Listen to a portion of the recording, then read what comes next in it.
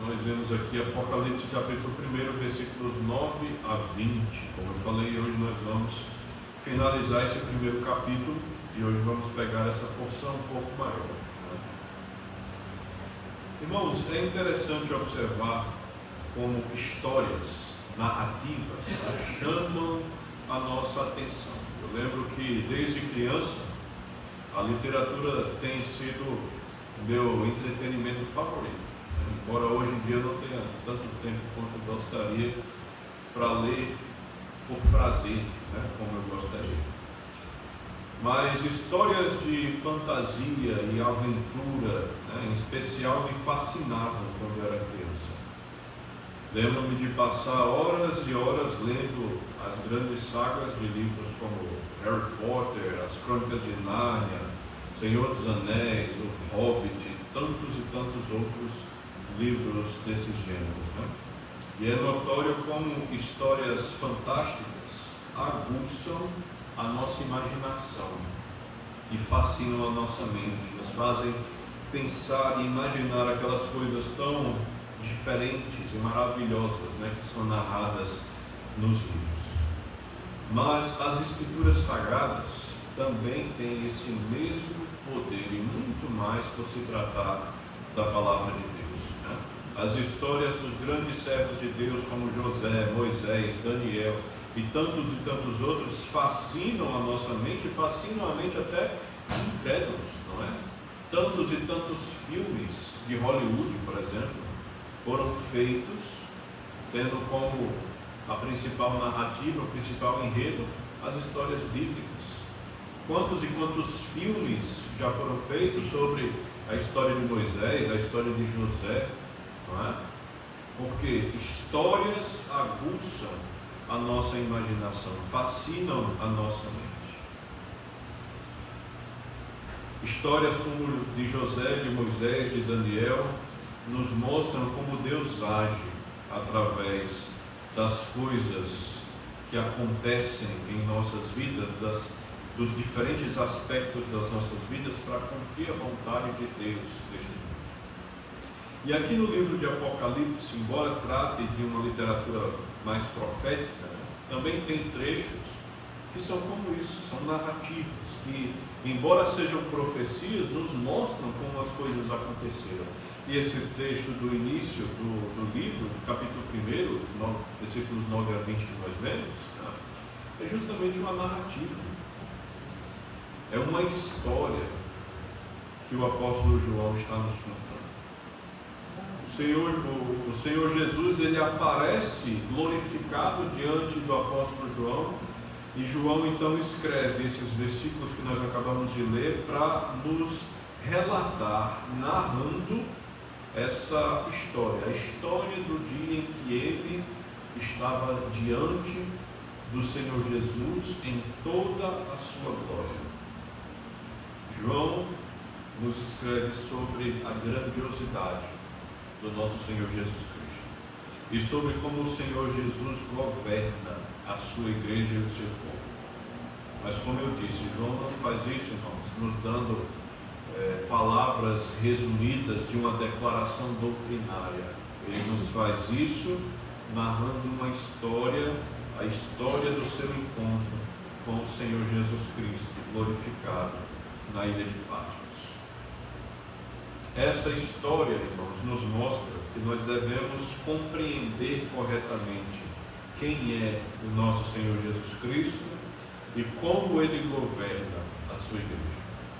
E essa história nós vamos dividir aqui em 3 partes, em 3 cenas que encontramos nesses versículos 9 a 20. E essa primeira cena está aí nos versículos os versículos 9, 10. Veja o que diz. Vamos ler o versículo 9, veja o que ele diz. Eu, João, irmão vosso e companheiro na tribulação, no reino e na perseverança em Jesus, achei-me na ilha chamada Patmos, por causa da palavra de Deus e do testemunho de Jesus. O versículo 10 diz: achei-me em espírito no dia do Senhor e ouvi por detrás de mim grande voz, como de trombeta, dizendo: o que vês, escreve em livro e manda às 7 igrejas: Éfeso, Esmirna, Pérgamo, Tiatira, Sardes, Filadélfia e Laodiceia. Nós temos uma primeira cena mostrando o servo do Senhor. E o servo do Senhor aqui é o próprio apóstolo João. Ele começa a narrar o que aconteceu na vida dele naquele dia. O apóstolo João, ele se apresenta aqui como escritor e como emissário humano desse apocalipse, dessa revelação do nosso Senhor Jesus Cristo. E essas palavras de apresentação dele, aqui no versículo 9 principalmente, são importantíssimas, irmãos, para nós, porque descrevem características louváveis do apóstolo João. E essas mesmas características deveriam ser desenvolvidas por cada discípulo de Cristo. Cada um de nós deveria ter essas mesmas características que nós vamos ver aqui nesse versículo 9, nessa história do encontro do apóstolo João com o Senhor Jesus. Então, nesse sentido, nessas características, nessas qualidades de João é um exemplo a ser seguido. Um exemplo de como nós deveríamos viver e do que deveríamos fazer em nome do nosso Senhor Jesus. Primeiramente, João se apresenta como o quê? Como um irmão em Cristo. Ele se apresenta aos seus leitores, aos leitores desse livro, como um irmão em Cristo. Alguém que foi agraciado com a adoção de Deus, o Pai, que se apresenta como alguém que recebeu o poder de ser feito filho de Deus, por ter recebido o nosso Senhor Jesus Cristo. E é justamente isso que ele diz também, irmãos, no próprio Evangelho que ele escreveu. Veja comigo João capítulo 1, eu vou ler aqui rapidinho para os irmãos, 1:12, que ele diz assim: mas a todos quanto receberam o Senhor Jesus, deu-lhes o poder de serem feitos filhos de Deus, a saber, os que creem no seu nome. Aqueles que receberam o Senhor Jesus ganharam o poder de serem o quê? Filhos de Deus. Somos filhos de Deus e, portanto, temos muitos irmãos em Cristo. João se apresenta como um irmão em Cristo, né? Mas ele se apresenta como um irmão em Cristo, como um mero irmão em Cristo, sendo o último apóstolo vivo, sendo uma das últimas pessoas vivas, àquela altura da história, que viu o Senhor Jesus Cristo, que andou com o Senhor Jesus Cristo. Se não a última, né? Mas uma das últimas pessoas vivas. Lembra que João escreve esse livro por volta do ano 94 ou 95 depois de Cristo. Ele já estava avançado em idade, quase 90 anos de idade. E ele se apresenta aos irmãos como vosso irmão e companheiro na tribulação, né? Ele era o último apóstolo, uma das últimas pessoas vivas a ter visto o Senhor Jesus Cristo. Ele era o supervisor de todas as igrejas que existiam naquela altura. Ele era o último apóstolo, ele era um grande teólogo, um grande mestre. Se qualquer irmão, se qualquer pastor de qualquer igreja tivesse dúvidas com relação à palavra de Deus, era João que ele ia procurar. Se houvesse qualquer dificuldade nas igrejas, era a João que eles iam buscar socorro e ajuda para resolver. E ele se apresenta como um mero irmão vosso e companheiro na tribulação. O que é que isso nos ensina? Humildade, né? João era, àquela altura da história, o último apóstolo. Ele era a pessoa que tinha autoridade acima de tudo e de todos no que dizia respeito a assuntos relacionados à palavra de Deus. Ele era aquele a quem todos recorriam em busca de ajuda. Ele é apenas um irmão vosso. Veja que João se descreve nesse primeiro versículo, versículo 9, com o objetivo de se identificar com seus leitores, como se estivesse dizendo: eu estou com vocês, nós estamos juntos nessa batalha, nessa vida que temos que enfrentar neste mundo. As tribulações são muitas, mas nós estamos juntos, né? João descreve assim mesmo, se identificando com seus leitores. Ele diz ser participante das mesmas experiências, né, que eles, começando pelo fato de que eles estavam passando pela mesma tribulação, e essa tribulação era perseguição contra a igreja do nosso Senhor Jesus. Muito provavelmente a perseguição ali do Império Romano, que resultou inclusive no exílio do apóstolo João na ilha de Patmos, como nós vimos na semana passada, né?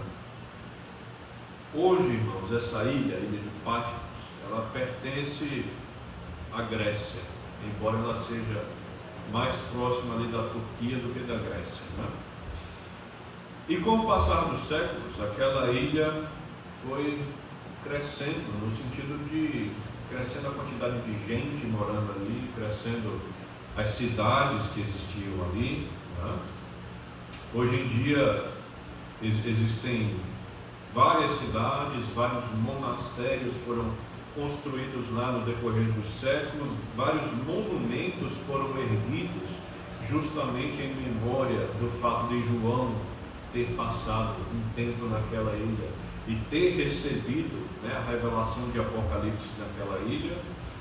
Existe inclusive uma igreja, talvez uma igreja construída perto ou talvez em cima da caverna que dizem ser onde João estava quando recebeu a visão de Apocalipse, né? Obviamente nos dias de João nada disso existia, né? Há relatos históricos da existência ali naqueles tempos de uma guarnição militar, querendo ou não, era um ponto militar estratégico. Há relatos da existência de um edifício administrativo que estava ali a serviço do Império Romano. Há relatos de pequenos templos de adoração a deuses gregos, né? Nada muito além disso. E um dos mais antigos comentários acerca do livro de Apocalipse, escrito por um bispo da igreja chamado Vitorino de Pator, provavelmente ali nos anos 290 depois de Cristo, quando ele escreveu, ele afirma que João ele havia sido condenado a trabalhos forçados. E se você alia isso aos achados arqueológicos ali daquela ilha, tudo indica que os trabalhos forçados de João eram em pedreiras. Então imagine João, idoso, mais de 80 anos, quase 90, por pregar o Evangelho, por ser um líder da igreja, foi condenado ao exílio, porque a igreja se recusa a adorar o imperador, e é enviado a essa ilha, e nessa ilha ele é forçado a trabalhar em pedreiras, quebrando e cortando pedras para construção. Imagine a dura pena para um idoso de quase 90 anos de idade. Tudo isso ele passou por causa da palavra de Deus e do testemunho de Jesus, como ele escreve aí no final do versículo 9. Ele estava na ilha de Patmos por causa da palavra de Deus e do testemunho de Jesus, por causa de perseguição contra a igreja do nosso Senhor. Veja comigo o versículo 10. Achei-me em espírito no dia do Senhor e ouvi por detrás de mim grande voz, como de trombeta, dizendo: o que vês, escreve em livro e manda às 7 igrejas: Éfeso, Esmirna, Pérgamo, Tiatira, Sardes, Filadélfia e Laodiceia. Então vejam que ele diz que ele achou-se em espírito diante do Senhor. É como se o céu se abrisse diante dos seus olhos e como se ele fosse transportado para as regiões celestiais, para a presença do próprio Senhor Jesus, onde o Senhor Jesus o aguardava para lhe revelar tudo o que ele deveria escrever. Ele descreve a voz do Senhor como grande voz, como de trombeta. O que é que significa? Uma voz poderosa, que ressoava, uma voz decisiva, que de modo algum poderia ser ignorada. Essa era a voz do Senhor Jesus Cristo. E tudo aquilo que seria revelado deveria ser enviado para as 7 igrejas da Ásia Menor. Essas cidades que nós listamos, Éfeso, Esmirna, Pérgamo, Tiatira, Sardes, Filadélfia e Laodiceia, eram cidades que existiam naqueles dias. Hoje você pode visitar os resquícios arqueológicos, os sítios arqueológicos de cada uma dessas cidades, se você visitar a Turquia. Naquele tempo a Turquia, como nós conhecemos hoje, era chamada de Ásia Menor. Por isso, nós vamos ver várias vezes essas referências nesse capítulo às igrejas da Ásia. João, então, estava idoso, exilado, forçado a quebrar e cortar pedras em um trabalho forçado, mas mesmo assim, mesmo idoso, mesmo cansado, ele continuava sendo útil nas mãos do Senhor. Continuava sendo usado por Deus nesse mundo, e o trabalho dele agora era de escrever o livro de Apocalipse, escrever tudo o que o Senhor Jesus iria lhe revelar, escrever todas essas maravilhas que nós vamos ver nesses meses no livro de Apocalipse. O trabalho de João agora, irmãos, era magnífico, completar as Escrituras Sagradas. É muito provável que Apocalipse, o Evangelho de João e as 3 cartas tenham sido escritas no mesmo período. Então nós temos aí João sendo levantado por Deus, uma comissão dada pelo próprio Senhor Jesus para ele literalmente terminar a Bíblia Sagrada. Então, ele idoso, cansado, tinha mais essa tarefa agora dada por Deus. E Deus o capacita, e Deus o levanta, e Deus o faz escrever essas maravilhas que hoje nos abençoam. Então, irmãos, isso traz para nós uma primeira lição dessa primeira cena. Essa primeira cena é João recebendo diante de si o nosso Senhor Jesus em toda a sua glória. E o que é que isso nos ensina sobre quem Cristo é e sobre como Ele governa a sua igreja? Irmãos, nós devemos entender que Cristo é soberano e que governa a sua igreja independentemente das circunstâncias que ela enfrenta. Independentemente se a igreja é grande ou pequena, independentemente se a igreja é forte ou fraca, independentemente se a igreja enfrenta dificuldades ou não, Cristo governa a sua igreja e faz a sua igreja fazer a sua obra independentemente das circunstâncias que estão ao seu redor. O exemplo da vida do apóstolo João aqui, do servo de Deus, é grandioso. Idoso, exilado, em trabalho escravo, forçado, cortando pedras, com quase 90 anos de idade, e mesmo assim Deus chega para ele e diz: você vai fazer a minha obra neste mundo. Isso é um exemplo para nós, um exemplo a ser seguido. Um exemplo de um servo de Deus que obviamente cumpriu o seu papel, porque nós temos em nossas mãos o livro de Apocalipse, nós temos em nossas mãos o seu Evangelho, as suas cartas. Não é? Tudo isso que Deus usando o seu servo, Deus usando o seu povo para fazer a sua obra e a sua vontade. As igrejas dos dias de Apocalipse sofriam. Os opositores de Cristo tentavam silenciar e diminuir a influência da igreja, inclusive exilando o último apóstolo vivo, o apóstolo João. Mas mesmo assim Cristo permanecia trabalhando. Eles aprisionaram João, mas não aprisionaram o Espírito Santo. Eles prenderam João, mas não prenderam Cristo. Cristo continua trabalhando. A obra de Deus nesse mundo continuava avançando, mesmo com João no exílio. Então, irmãos, isso significa que Cristo governa a igreja mesmo quando a igreja sofre. E também que o sofrimento da igreja não significa que Cristo a abandonou. Nós precisamos, pois, nos manter firmes e inabaláveis na obra de Deus, mesmo quando fazemos a obra de Deus em dor e em sofrimento. João estava aqui fazendo a obra de Deus em dor e sofrimento. As igrejas dos seus dias estavam em dor e sofrimento e permaneceram fazendo a obra de Deus. Vejam comigo 1 Coríntios, capítulo 15.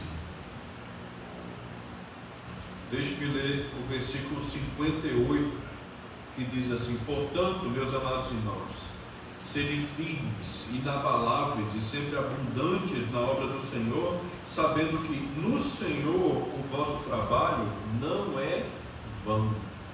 João tinha, irmãos, isso em mente. No Senhor, trabalho para o Senhor não é em vão. E ele fez o seu trabalho.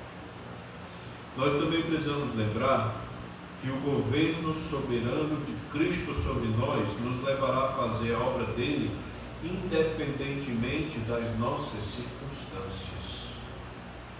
João escreve Apocalipse idoso, cansado, exilado, longe de todos que conhece, né? E ele não usou isso como desculpa para simplesmente não fazer o que Cristo mandou ele fazer, não é? João tinha motivos para dizer: Senhor, estou tão cansado, tão velho, né? Mas o que João fez? Sim, Senhor, vou fazer, vou escrever, vou mandar para as igrejas, né? Vamos escrever um livro como Apocalipse naquela época não era um trabalho fácil, não. Ele não tinha papel e caneta como nós temos hoje em dia, né? Ele tinha que arrumar papiro, ele tinha que arrumar tinta, e tudo indica que, bom, os livros naqueles dias eram escritos em rolos, né? Era um papel comprido que você simplesmente enrolava e ali ficava o pergaminho enrolado em um rolo. Há quem diga que o rolo do livro de Apocalipse, depois de aberto completamente, ele se estendesse por cerca de 7 metros para poder conter tudo que tem nesse livro de 22 capítulos da Bíblia. Imagine que João teve que escrever esse livro pelo menos 7 vezes e enviar cada cópia para uma das igrejas que o Senhor Jesus mandou ele enviar. Então o trabalho não era pouco, não era fácil, tá? Escrever com todo cuidado para não errar, para não borrar, para não rasurar, idoso, cansado, depois de um dia de trabalho forçado nas pedreiras da ilha de Patmos, né? João tinha todas as desculpinhas possíveis, né, para deixar de fazer a obra de Deus, mas João simplesmente falou: sim, Senhor, eu vou fazer o que o Senhor me manda. Isso nos mostra, irmãos, que nós não podemos permitir que a idade, a saúde, a situação financeira ou qualquer outra circunstância nos impeça de fazer a obra de Deus. Não há desculpas. Não podemos dar desculpinhas para Deus. Não podemos deixar de fazer a obra de Deus por qualquer motivo. Nós temos a obrigação de servir a Deus. E não há nada mais importante, não há nada mais urgente. Nós temos que servir a Deus.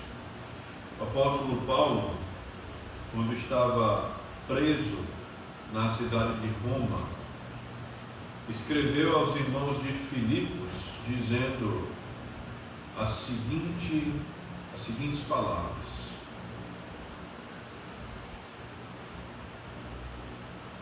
digo isto não por causa da pobreza, porque aprendi a viver contente em toda qualquer situação. Tanto sei estar humilhado, como também ser honrado. De tudo e em todas as circunstâncias já tenho experiência, tanto de fartura quanto de fome, assim de abundância como de escassez. Tudo posso, aquele que me fortalece. As pessoas gostam de citar esse versículo 13, fora do seu contexto. Ele quer fazer qualquer coisa na vida, quer um emprego, quer trabalhar com qualquer coisa específica e diz: tudo posso, naquele que me fortalece. Mas não é isso que esse versículo está nos ensinando. Esse versículo nos ensina, irmãos, que nós podemos e devemos e iremos fazer a obra de Deus neste mundo, independentemente se a situação está favorável ou não.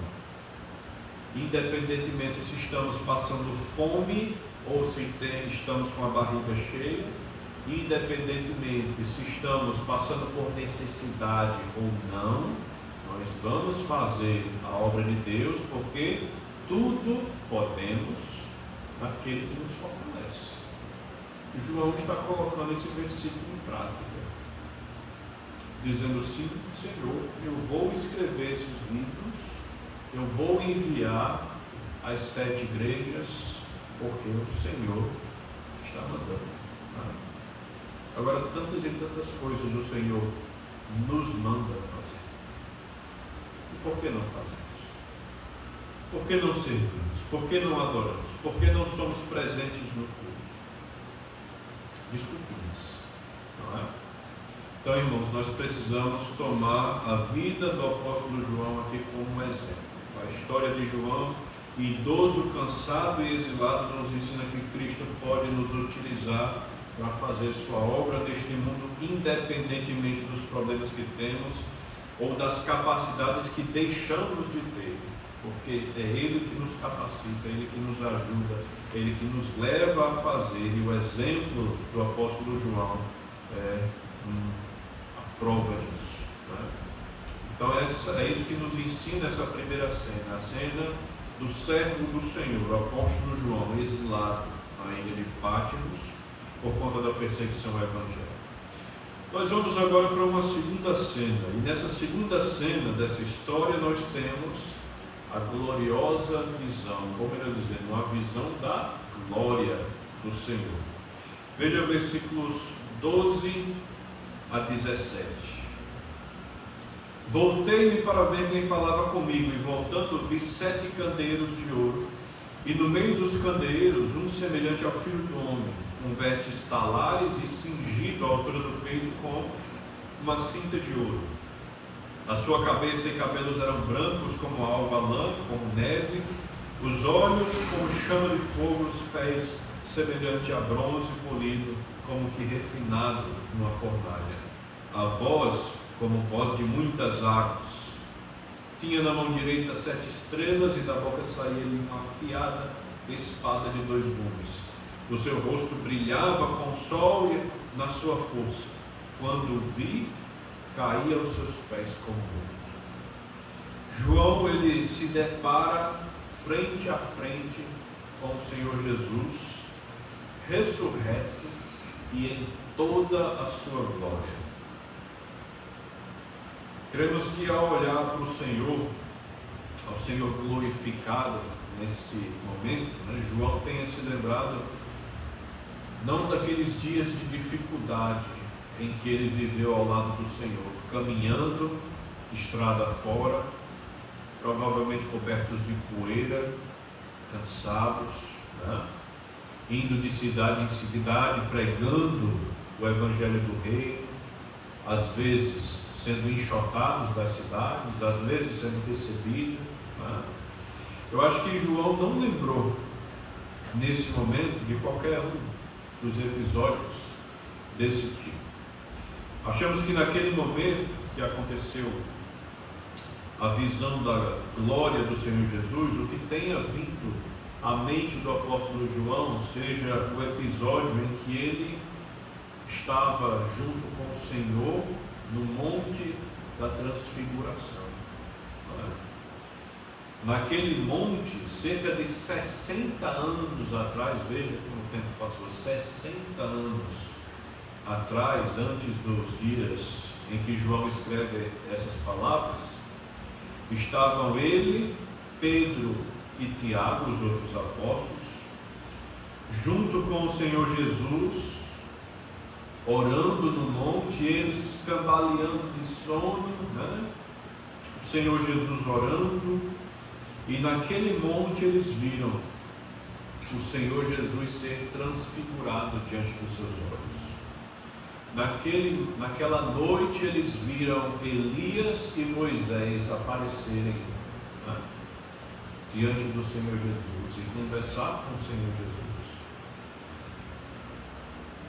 E eles viram o Senhor Jesus naquela noite de uma forma diferente.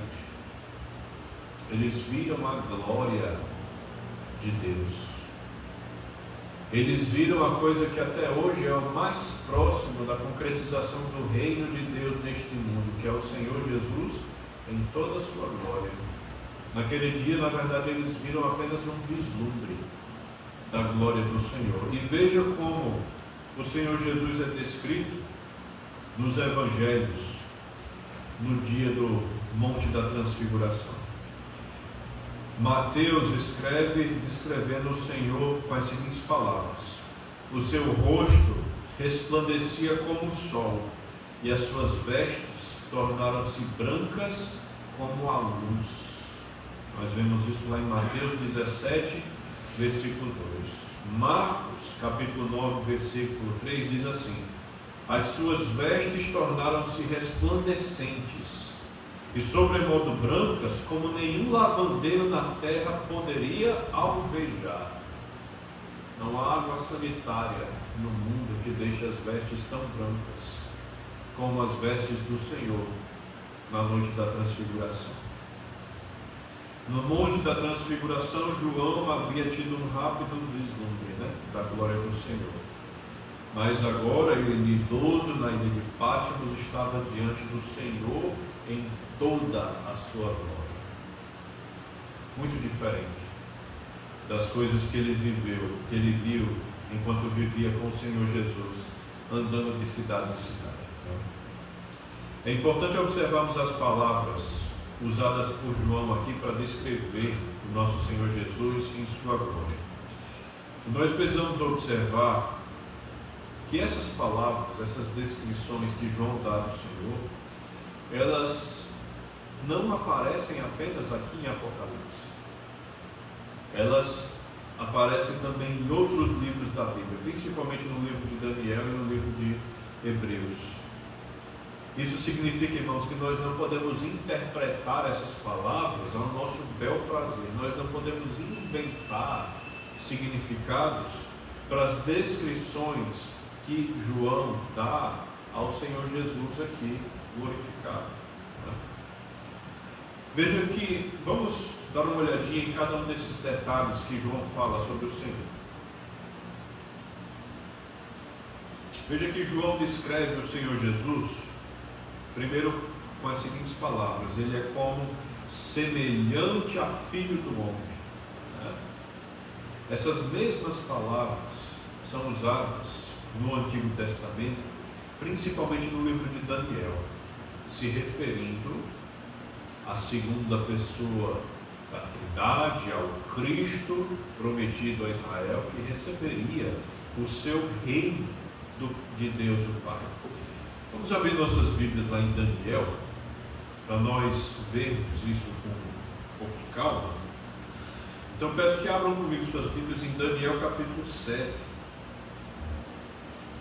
Daniel capítulo 7, versículo 13, veja as palavras de Daniel na sua visão do Senhor glorificado. Ele diz assim: eu estava olhando nas minhas visões da noite, e eis que vinha com as nuvens do céu um como filho do homem, e dirigiu-se ao ancião de dias, e o fizeram chegar até ele.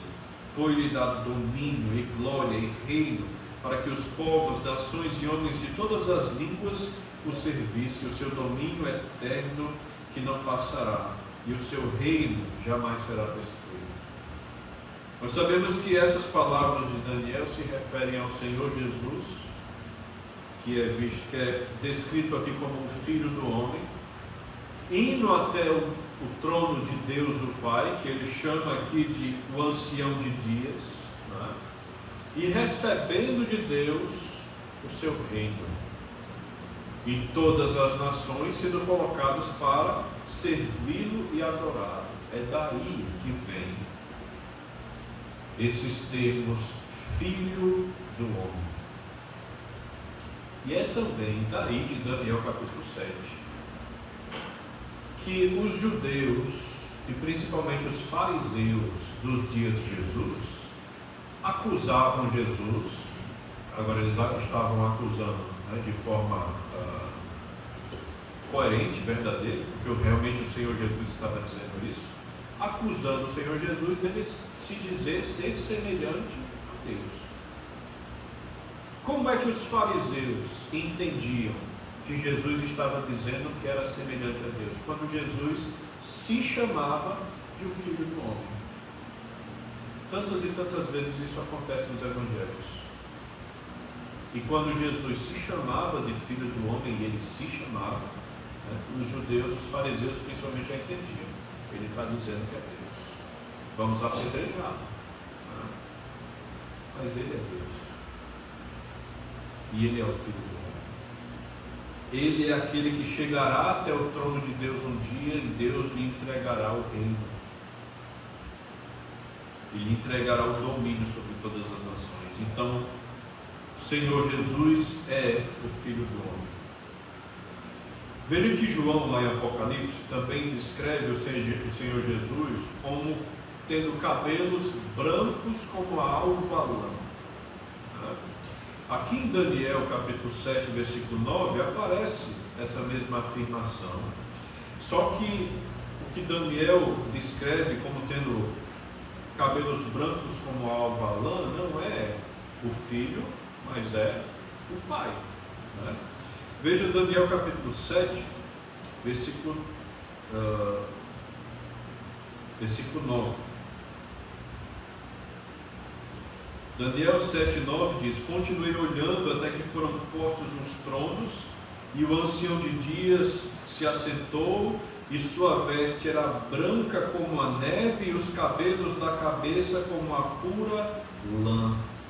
O seu trono eram chamas de fogo, e as suas rodas eram fogo ardente. Cabelos alvos, brancos como a lã. É a descrição de Deus o Pai e a descrição de Deus o Filho. Né? Isso, irmãos, representa a identificação e a união entre o Pai e o Filho. Nós sabemos que Pai, Filho e Espírito Santo são um. Por isso, a descrição de um também aparece sendo a descrição do outro. Lá em Apocalipse, João diz ainda que da boca do Senhor saía uma espada afiada de 2 gumes. E sabemos que essas palavras são usadas para descrever o quê? A palavra de Deus. Lá no livro de Hebreus, não é? Vamos ver Hebreus capítulo 4. Hebreus capítulo 4, versículo 12. Veja o que o autor de Hebreus aqui fala sobre a palavra de Deus. Ele diz: porque a palavra de Deus é viva e eficaz, mais cortante do que qualquer espada de 2 gumes, e penetra até o ponto de dividir alma e espírito, juntas e medulas, e é apta para discernir os pensamentos e os propósitos do coração. Tem um significado muito simples, é a ideia de ser um mensageiro, talvez um embaixador. Essa palavra é usada de forma bastante genérica para se referir a alguém que é enviado a algum lugar para levar alguma mensagem. Aquilo é um anjo, é uma pessoa que está indo enviar uma mensagem, é um mensageiro. Por isso, irmãos, é muito provável que se trate dos pastores das 7 igrejas. Então perceba agora o simbolismo da visão de João. João se volta para ver quem falava com ele. A primeira coisa que ele vê, 7 candelabros, que são as 7 igrejas. No meio das 7 igrejas, no meio dos 7 candelabros, o Filho do Homem, o Senhor Jesus. O Senhor Jesus estava no meio das igrejas. Na mão de Jesus, os 7 pastores daquelas 7 igrejas. Jesus está no meio das igrejas e tem os líderes em suas mãos. O simbolismo que nós temos dessa palavra. E o que é que isso nos ensina? O que é que essa cena da glória do Senhor nos mostra sobre quem Cristo é e como Ele governa a sua igreja? Nós devemos entender, irmãos, que Jesus Cristo está presente e que as lideranças humanas da igreja do Senhor estão nas mãos do Senhor. Na visão de João, como eu disse, Jesus andava no meio das igrejas, no meio dos candelabros. Os pastores dessas igrejas estavam na mão do Senhor Jesus. Isso demonstra o amoroso cuidado do Senhor Jesus sobre a sua igreja em 2 pontos muito importantes. E o primeiro ponto que eu queria destacar aqui é que nós precisamos adorar ao Senhor, desenvolver e amadurecer um profundo senso da presença do Senhor no nosso meio. Ao adorar o Senhor, entender que Ele está no nosso meio, entender que Ele está neste momento no nosso meio, que Ele agora está no nosso meio, que Ele anda no nosso meio, que Ele está presente em nós. Então, irmãos, quando nós nos reunimos para cantarmos ao Senhor, nós vamos cantar ao Senhor que está presente, e não como se o Senhor estivesse distante, louvando ao Senhor que está a 2 passos diante de nós, e não louvar ao Senhor como se Ele estivesse longe, como se Ele não estivesse ouvindo. Não. Imagine que você tem que ter no culto a atitude de adorar a Deus como se Deus estivesse presente, como se você estivesse vendo Ele com os seus olhos, como se você estivesse vendo Ele diante de você. Sabe por quê? Porque Ele está. Podemos não ver com os nossos olhos, podemos não ouvi-lo com os nossos ouvidos, mas Ele está no nosso meio. E nós devemos servi-lo e adorá-lo como se Ele estivesse aqui, porque Ele está aqui. Então louve ao Senhor como se o Senhor estivesse diante de você. Ore ao Senhor como se o Senhor estivesse a poucos passos à sua frente.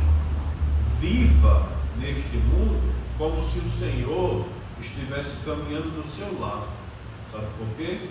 Porque Ele está. Ele está no nosso meio. Ele está conosco. Ele não está distante. Ele está aqui e agora. Então adore ao Senhor tendo isso em mente. O segundo ponto que eu queria destacar desse grande ensino, dessa cena do Senhor Jesus glorificado, é que o Senhor Jesus tem a posse, o controle e a soberania sobre os pastores das suas igrejas. E isso é, amados irmãos, um grande encorajamento para todo pastor. Saber que eu, como pastor, não sou da igreja nem da denominação, mas de Cristo, é um grande encorajamento. Saber que a obra vai ser feita independentemente das minhas capacidades é um grande encorajamento. Independentemente das minhas falhas, independentemente dos meus problemas, a obra de Deus vai ser feita. Pastores e pastores passaram por essa igreja. A obra continua sendo feita, independentemente das circunstâncias. Então, como pastor, irmãos, eu louvo ao Senhor, porque essa passagem mostra que é Ele que me sustenta, que me fortalece, que me preserva e que me capacita. E vejam, isso não é diferente para qualquer um dos irmãos. É Ele que opera todas essas coisas em todos nós. Mas ao mesmo tempo, irmãos, isso para nós é um motivo de temor, porque sabemos que estamos servindo, adorando a um Deus que é santo e a um Deus que é justo. E isso é para nós uma grande responsabilidade. Deus então está, o Senhor Jesus então está conosco em suas mãos. Isso significa que Ele nos sustenta, mas que Ele também nos avalia, que Ele também nos corrige e que Ele também nos disciplina, se nós merecermos a disciplina.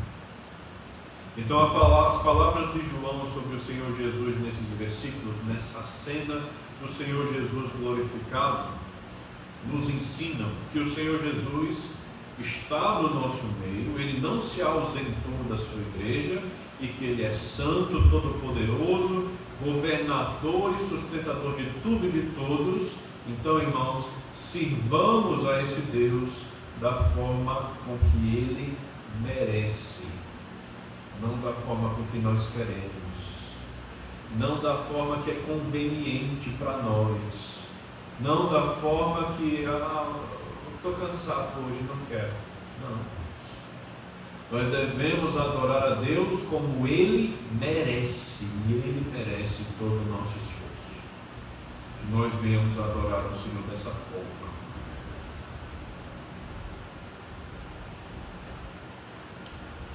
Chegamos agora no terceiro ponto, uma terceira cena nessa história do encontro do Senhor Jesus glorificado com o apóstolo João. E nós leremos agora a partir da segunda metade, do versículo 17 até o versículo 19. E assim diz a palavra do Senhor.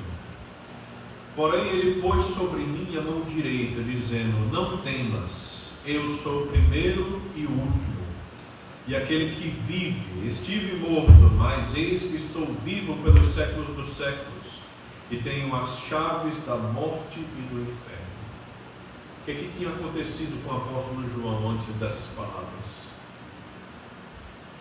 Caído no chão, como se estivesse morto. Essa é a resposta de um servo de Deus diante da glória de Deus. E vejam que isso não é incomum, não é? Quando o profeta Isaías foi elevado lá no capítulo 6, até os altos céus, e viu aquela maravilhosa cena dos anjos louvando ao Senhor, cantando: santo, santo, santo é o Senhor dos exércitos. A resposta de Isaías foi o quê? Ai de mim, estou perdido, porque sou um homem de lábios impuros e habito no meio de um povo de impuros lábios, e os meus olhos viram o Rei, o Senhor dos exércitos. Isaías temeu por conta dos seus pecados. Daniel, que nós vimos lá no capítulo 10, quando se deparou com aquelas coisas maravilhosas da visão do Senhor Jesus, perdeu todas as suas forças, ficou como que paralisado, até que foi lhe dado forças para sobreviver àquela visão. João caiu no chão como que morto, como que em coma, não é? Até que o Senhor Jesus dá-lhe forças também para ele levantar. Isaías, diante de Deus, disse: ai de mim, perdido agora, acabou, né? Vou morrer, estou diante de Deus.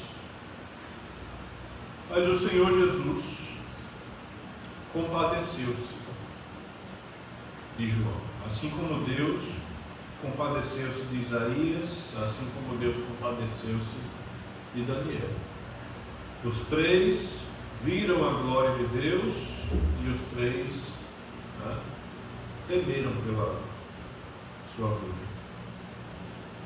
O Senhor estendeu a mão para João e disse: não temas, não temas. Essa é a compaixão, irmãos, do Senhor Jesus Cristo para com o seu povo, demonstrada na compaixão dele para com o apóstolo João. Mas por que João não deveria temer? O próprio Senhor Jesus vai começar a explicar agora no versículo 18. A cena que nós vemos nesse versículo finalzinho do 17 até o versículo 19, é a cena em que o Senhor Jesus demonstra toda a sua autoridade. E aí está o motivo pelo qual João não deveria temer. João não deveria temer porque o Senhor Jesus tem toda a autoridade sobre tudo e sobre todos.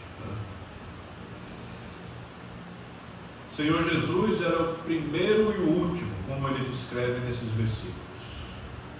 Finalzinho do versículo 17: não temas, eu sou o primeiro e o último, aquele que vive. Estive morto, mas eis que estou vivo pelos séculos dos séculos e tenho a chave da morte e do inferno.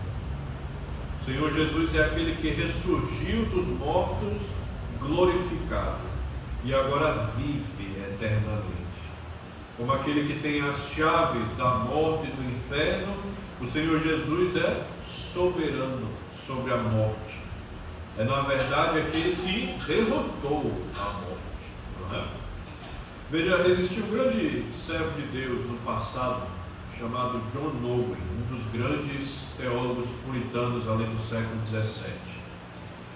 E lá no século XVII ele escreveu um livro sobre a redenção que nós encontramos no Senhor Jesus. E o título desse livro, ele é muito esclarecedor acerca do que o Senhor Jesus nos diz aqui, dizendo que é aquele que vive, estive morto, mas estou vivo pelos séculos dos séculos e que tem a chave, né, da morte. O título do livro é assim: A Morte da Morte na Morte de Cristo.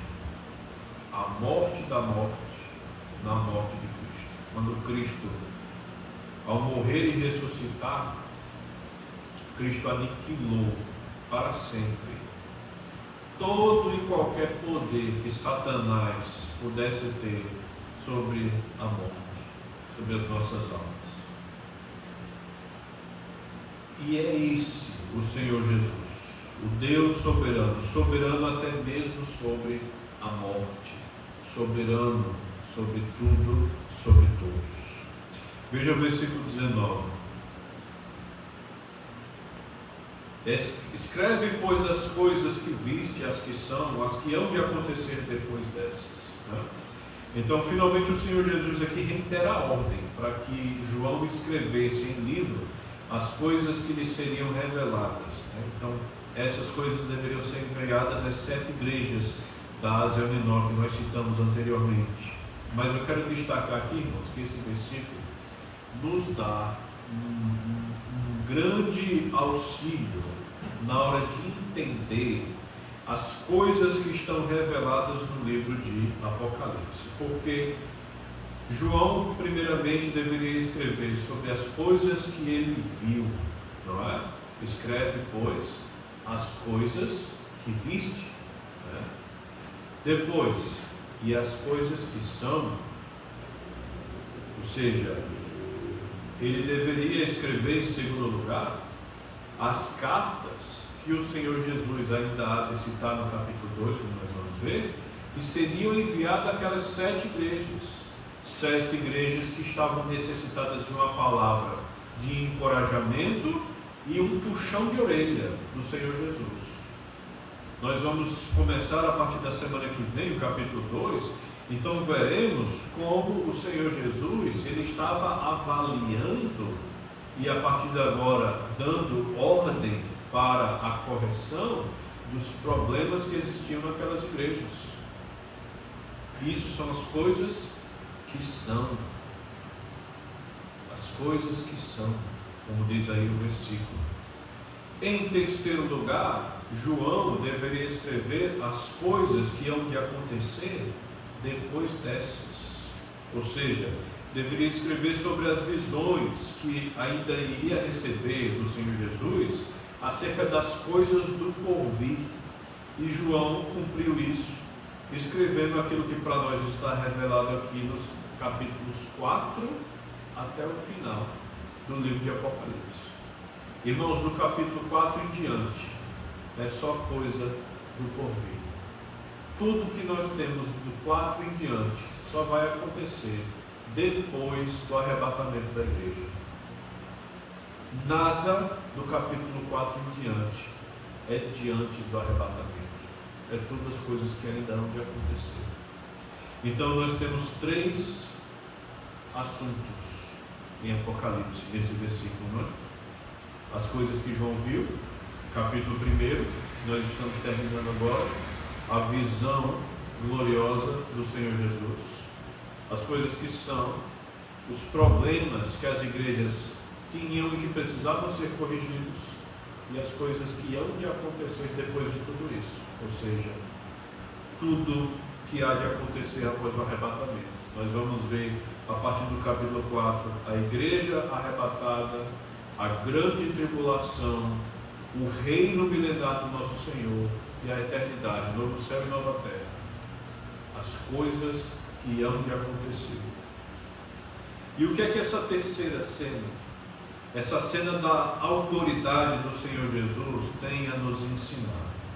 Ela nos ensina, irmãos, que nós devemos entender que Jesus Cristo é soberano, é o soberano que governa o nosso destino. O Senhor Jesus Cristo é o soberano que governa o nosso destino. As palavras de encorajamento do Senhor Jesus Cristo a João aqui nos mostra claramente que não há temor para aqueles que são servos de Deus. Não há motivo para nós termos medo do que há de acontecer, porque nós estamos nas mãos do Senhor Jesus. Nossa vida e o nosso destino estão nas mãos do Senhor Jesus. E como o próprio Senhor Jesus ensinou, ninguém nos arrebatará das suas mãos. É isso que ele diz no próprio Evangelho, né? Isso significa, irmãos, que nós não devemos temer a morte, pelo contrário. Se nós a encontrarmos, a encontraremos porque assim quis o Senhor. Se nós não a encontrarmos, é porque o Senhor ainda tem planos para as nossas vidas. E Ele quer usar as nossas vidas, onde quer que nós estejamos. Se você está aqui hoje, é porque o Senhor Jesus quer que você esteja aqui hoje. E Ele quer que você faça a obra dEle onde quer que você esteja, independentemente de quais são as circunstâncias da sua vida. Então o ensino para nós hoje é que nós não devemos temer o mal que habita neste mundo, como muitos fazem, não é? Quantas são as pessoas que nós conhecemos que vivem aprisionadas dentro de suas próprias casas com medo de sair? Quantas são as pessoas que nós conhecemos que a casa das pessoas mais parece uma prisão cheia de grades para todos os lados? Por quê? Medo das coisas que existem neste mundo. Irmãos, nós não podemos viver assim. Não podemos viver dominados pelo medo. Como nós vamos cumprir o íntimo? Vivendo atemorizados desse jeito. Como nós vamos às ruas pregar a palavra de Deus, vivendo atemorizados deste jeito? Amados irmãos, nós devemos ter coragem, porque o Senhor Jesus é soberano do nosso destino. Vai acontecer nas nossas vidas que for dentro da vontade do Senhor. Então, contra todo esse medo, o Senhor nos diz: não temas, eu governo a sua vida e eu governo a sua morte. O Senhor Jesus tem esse poder. Então não temamos. Então, concluindo aqui, irmãos, a história do encontro do apóstolo João com o Senhor Jesus Cristo glorificado na ilha de Patmos nos ensina que o Senhor Jesus é soberano sobre tudo e sobre todos. que Ele tem poder para fazer a sua igreja fazer a sua vontade, independentemente de quão fraca ela seja, independentemente de quão inútil ela possa parecer aos olhos humanos. Essa história nos ensina sobre o grandioso poder do nosso Senhor e nos mostra que nós devemos servi-lo da forma com que Ele merece e não da forma com que a nossa preguiça permite. Irmãos, que Deus nos ajude a servi-lo e adorá-lo como Ele merece. Vamos orar.